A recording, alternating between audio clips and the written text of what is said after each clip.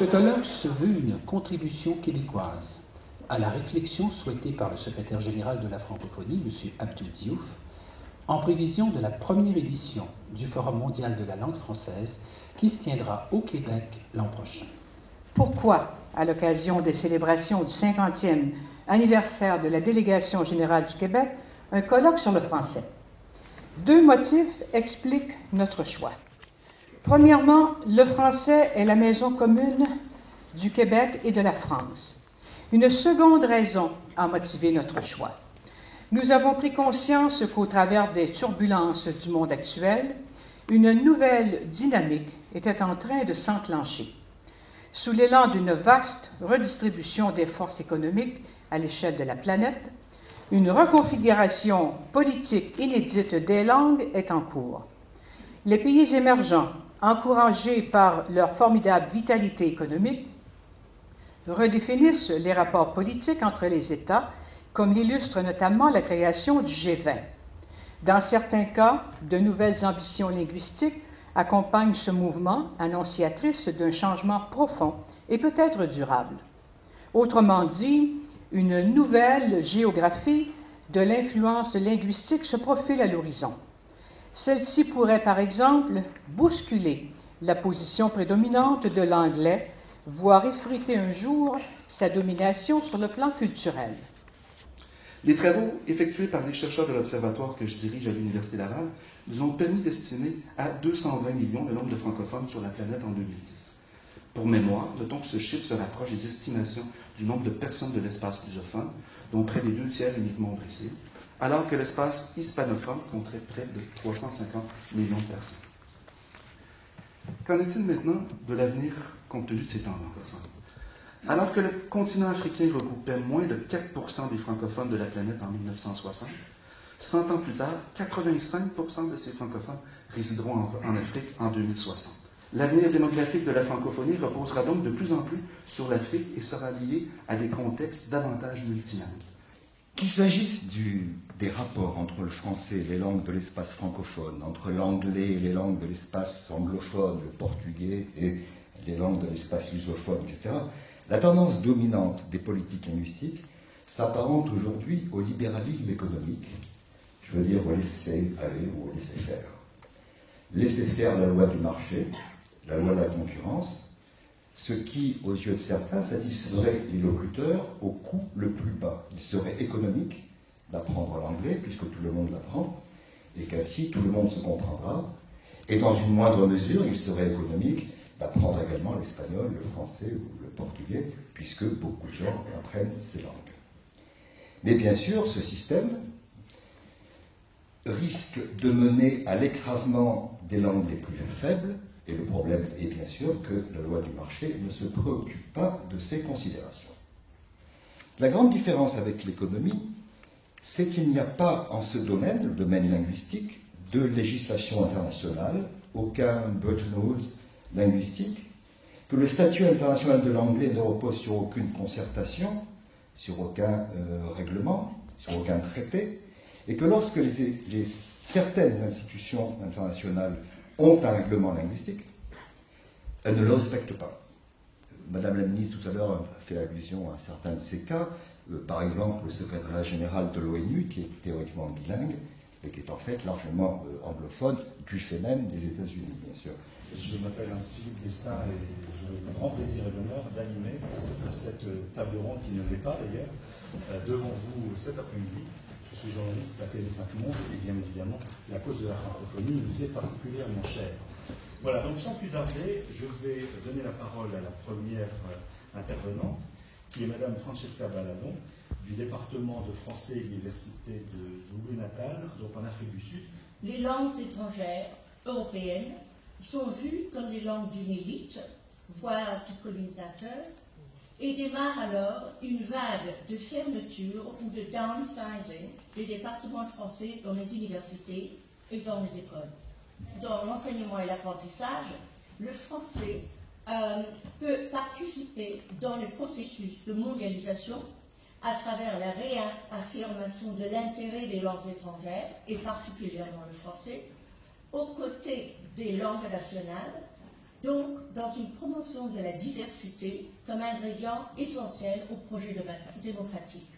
Les étudiants ont compris que l'apprentissage du français fait la différence, que le français est un plus qui se constitue comme un facteur différentiel en vue de l'obtention de bourses et d'emplois. Face aux défis de la mondialisation linguistique, l'avenir du français au Brésil passe par l'ouverture de l'enseignement vers l'espace francophone. La leçon que donne le Québec en offrant de bourses aux enseignants brésiliens correspond aujourd'hui à une attitude concrète et stimulante au travail de ceux qui se battent pour le plurilinguisme. Je suis toujours très impatient quand les écrivains africains croient comme passage obligé de dire oui, mais si j'écrivais dans ma langue, je suis pratiquement obligé d'écrire dans une langue qui est la langue du colonisateur, mais j'en ai fait un butin de guerre, je l'ai compris. Arrête-moi avec cela. On écrit dans une langue parce qu'on est d'abord profondément amoureux d'elle. Non seulement donc, et disant cela, je suis en train de citer l'écrivain algérien Boualem Sansal, qui a déclaré la chose suivante: la langue appartient à ceux qui la possèdent et l'utilisent. Elle n'a de nationalité que celle de ses amoureux. Le premier aspect de la politique des langues dont je parlais tout à l'heure, c'est que ceux qui sont amoureux de cette langue, comme moi, le déclarent simplement à la face du monde. Une fois que cela sera dit, ils auront compris qu'il faut effectivement faire littérature, faire philosophie, faire science dans les langues nationales africaines. Quand cela sera fait, cette politique linguistique aura besoin de ponts et de passeurs. Et il me semble que la France, étant donné les rôles que j'ai énumérés dans ma première décomposition, a tout naturellement vocation à être pont et passeur et à s'inscrire comme langue africaine dans cette politique de co-développement des langues africaines en général. Merci. L'enseignement du français en Chine, tout au long du XXe siècle, a connu plusieurs étapes différentes. Pendant les années 20 et 30, la France a beaucoup attiré l'attention des jeunes Chinois qui cherchent une société plus juste et plus démocratique que l'ancienne Chine à l'époque. Le français, la langue française a été bien aimée et apprise à la mode. Mais depuis la guerre sino-japonaise, c'était plutôt un recul dans ce domaine. À la fin des années 1940, toutes les alliances françaises en Chine ont reculé du territoire chinois à cause de la guerre. Aujourd'hui, d'après la statistique incomplète offerte par l'ambassade de France en Chine, la Chine compte déjà à peu près 100 000 apprenants de français jusqu'à cette année. Le ministère de l'Éducation de Chine annonce en 2010 plus de 35 000 étudiants chinois de tous les niveaux qui font leurs études en France, sans parler de ceux dans les autres pays francophones. On voit que savoir le français pour les non-francophones, habitant en Suisse alémanique ou en Suisse italienne, procure un taux de rendement tout à fait comparable, c'est fait pour pouvoir être comparé à des investissements financiers de l'ordre de 13% en Suisse alémanique. En Suisse italienne, italophone, c'est encore plus élevé. L'échantillon, ce sont des chiffres aussi statistiquement significatifs, mais ce qui est intéressant ici, c'est que pour les majoritaires que sont les alémaniques, savoir le français procure un taux de rendement de l'ordre de 13%, ce qui est absolument considérable. Donc quand on me dit, et je l'entends souvent dans les médias, le français ça ne vaut plus rien, c'est pas vrai. Le français ça rapporte quelque chose, c'est mesuré, c'est mesurable. Et l'exercice pourrait être reproduit dans d'autres pays. J'aimerais faire un parallèle avec la gestion de l'environnement. Je pense qu'il nous faut un Kyoto de la diversité linguistique, un accord de Kyoto. Mais simplement, il faut que ça aille un petit peu plus loin, dans le sens qu'il faut non seulement des objectifs explicites et mesurables, mais il faudrait aussi quelque part une manière de surveiller la chose. Il n'est pas facile, il ne résulte pas facile d'établir une relation simple entre la montée économique des pays émergents, ou d'autres pays bien sûr, et leur stratégie générale en matière de politique culturelle et de communication. La grande question aujourd'hui, c'est justement quelles seront les politiques linguistiques qui développeront dans l'avenir des pays comme la Chine, par exemple. Je vais parler de l'hispanophonie.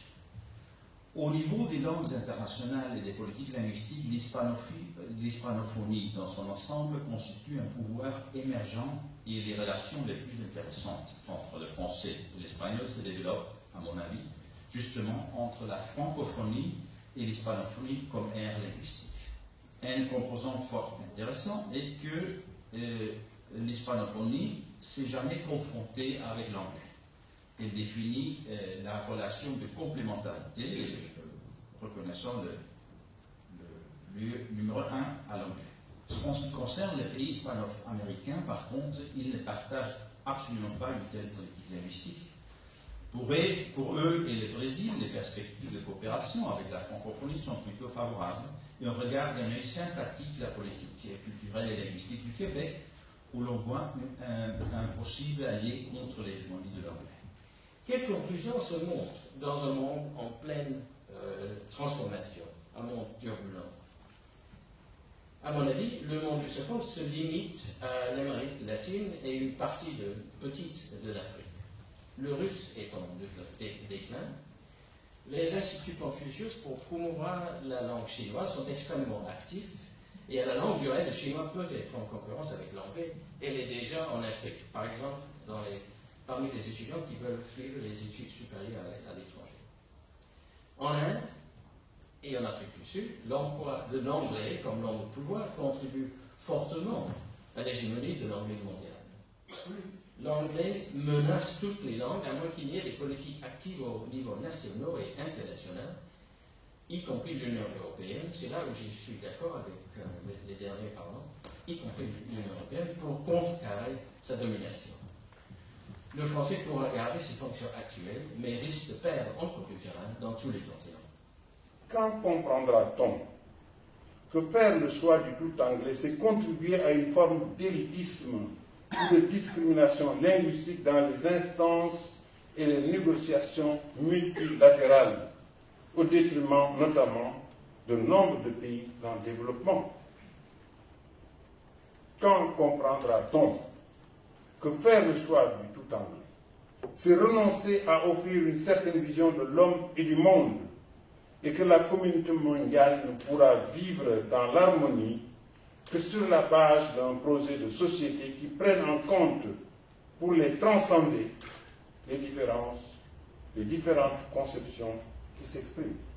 C'est pour toutes ces raisons, et d'autres encore, que j'ai la conviction que nous devons promouvoir le multilinguisme à l'échelle internationale.